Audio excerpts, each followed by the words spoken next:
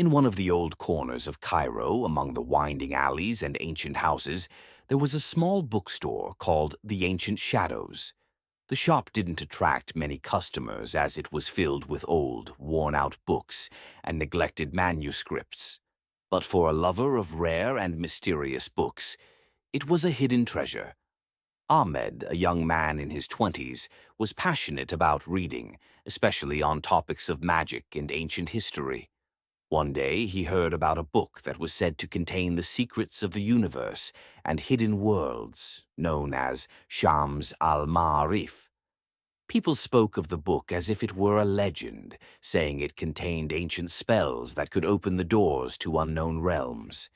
They also said that anyone who read the book in its entirety might lose their mind or suffer from a curse that could never be healed. Ahmed was not one to be frightened by stories. He believed that everything should be explored. His curiosity drove him to search for this book, and he wandered through old markets, asking sellers about any trace of it. After weeks of searching, someone pointed him to a shop called the Ancient Shadows. Ahmed entered the shop, where he was greeted by an elderly man with mysterious features and sharp eyes.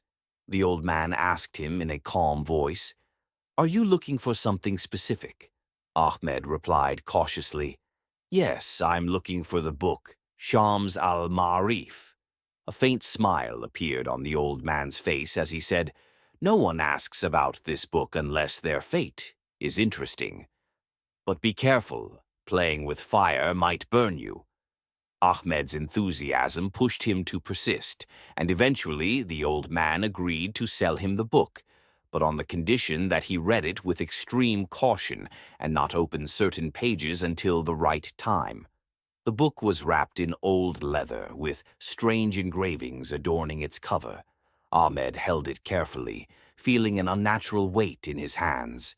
That night, Ahmed could not wait to open the book. He lit a small candle in his room and began eagerly flipping through the pages. The spells and illustrations were strange, as if they spoke in a language unknown to humans. As he read, the wind outside began to howl in an unusual way, as if nature itself was warning him. Ahmed reached a particular page containing a spell to open a portal between worlds. A shiver ran through his body, but he continued reading. At some point, he felt the room start to change. The lights dimmed, and the walls seemed to move as if they were breathing. Suddenly, Ahmed heard a strange sound coming from a corner of the room, like faint whispers in multiple languages. He turned towards the sound and saw a shadow slowly moving toward the book. He froze in place, unable to move. The shadow took a more defined shape, becoming a figure resembling a human but transparent like smoke. The figure began to speak. "You have unleashed what you cannot control. The book is not just words. It is a key to another world, a world we rule. What do you want from us, human?" For the first time in his life, Ahmed felt fear, but he replied, "I was seeking knowledge. I wanted to know the truth." The figure smiled mockingly and said, "The truth? The truth is not for everyone who seeks it. This book holds secrets that humans were never meant to know. But now you have opened the door, and you must face what comes out." The room began to shake. The voices grew louder, and Ahmed felt as if the ground beneath his feet was disappearing.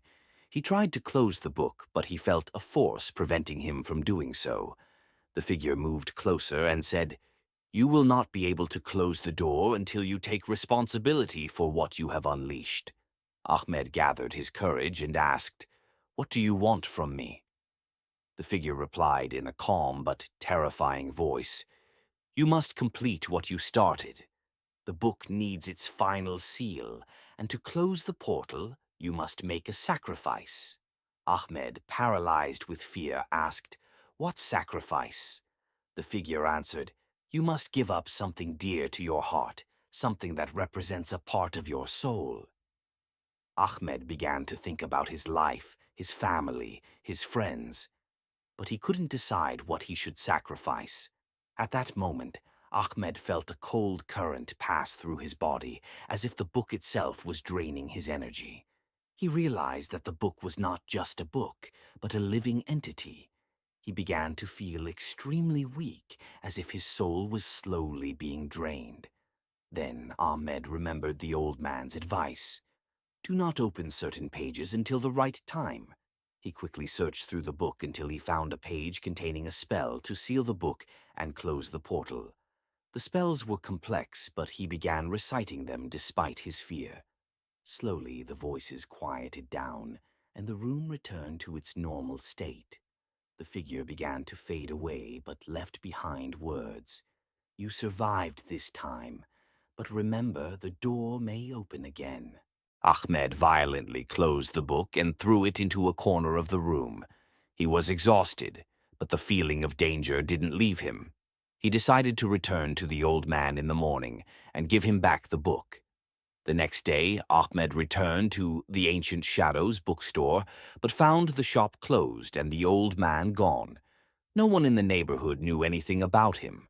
Ahmed felt that he had become part of a larger mystery, a mystery he would not be able to solve easily. Ahmed left the book in the abandoned shop and walked away, but he knew his life would never be the same. The figure's last words echoed in his mind like a constant warning. Days passed, and Ahmed couldn't shake the feeling that something was watching him. He felt that something had changed inside him, something he couldn't explain. And one night, as he was trying to sleep, he heard a whispering voice coming from the darkness of the room. You have opened the door, and now it is open forever.